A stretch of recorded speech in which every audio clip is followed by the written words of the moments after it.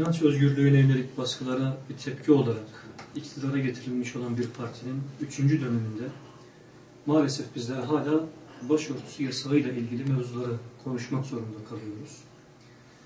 Zira işte 27 Kasım'da yürürlüğe giren bir yönetmelikle İmam Hatip liselerinde ve Kur'an-ı Kerim derslerinde başörtüsü serbest bırakılırken ve kılık kıyafet serbesttir okullarda cümlesiyle başlayan bir madde yer alırken İmam Hatip okulları ve Kur'an-ı Kerim dersleri dışındaki zamanlarda ve öğrenciler için başörtüsü yasağı getirildi. Çünkü yine aynı yönetmelik içerisinde işte kız öğrencilerin okul içerisinde başı açık, saçları taralı vesaire bulunacağı ifade ediliyor. Bu toplumumuzda yani başörtüsüyle ilgili artık toplumun her alanında yani İmam Hatip, düz lise, kamusal alan, sivil alan ayrımı olmaksızın başörtüsüyle ilgili her alanda sınırsız bir özgürlük beklentisinin olduğu bir demde 28 Şubat darbesinin masaya yatırıldığı, 12 Eylül darbesini gerçekleştiren paşaların mahkemede yargılandığı bir süreçte böyle bir beklenti içerisindeyken toplumumuzun tam tersine milli eğitime bağlı okullarda bir başörtüsü yasağını içeren bir yönetmeliğin çıkarılmış olması gerçekten büyük bir hayal kırıklığı doğurmuştur. Yani başörtüsü temel bir insan hakkıdır. İnanç özgürlüğü bağlamında temel bir insan hakkıdır. Yani bırakın bunun bir yönetmelikle ne yasayla ne de anayasayla yasaklanabilmesi, sınırlanabilmesi söz konusu değildir. Devletin görevi yani bu konuda başörtüsünü kim örtecek, nerede örtecek, nasıl örtecek bununla ilgili bir belirleme yapmak değildir. Devletin de, hükümetin de bir tek bu konuyla ilgili yapabileceği şey vardır, yapması gereken şey vardır.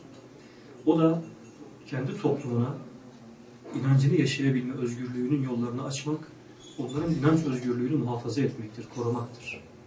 Devlet, hükümet yapabiliyorsa bununla ilgili bir düzenleme yapmak zorundadır.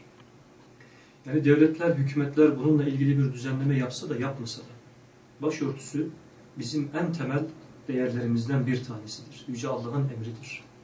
Sütçü İmam başörtüsüne uzatılan elden dolayı can almış ve can vermiştir.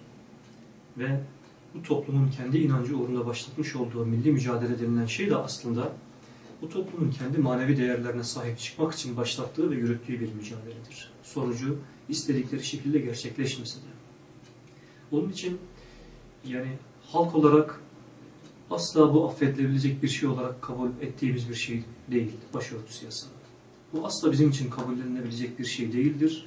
Hükümetin derhal yapmış olduğu bu hatadan vazgeçmesi, bunu telafi etmesi gerekir.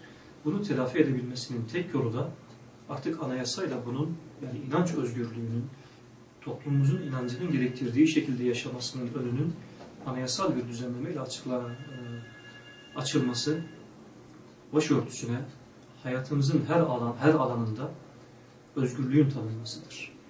Bu anlamda birçok sivil toplum kuruluşumuz Elazığ'da basın açıklaması yaptı. Biz de Ab Hayat Vakfı olarak bir basın açıklaması yapmıştık.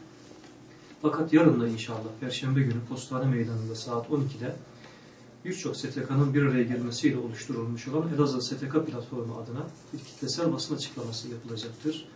Ben tüm halkımızı yarın yani Perşembe günü saat 12'de Elazığ Postane Meydanı'nda buluşmaya davet ediyorum.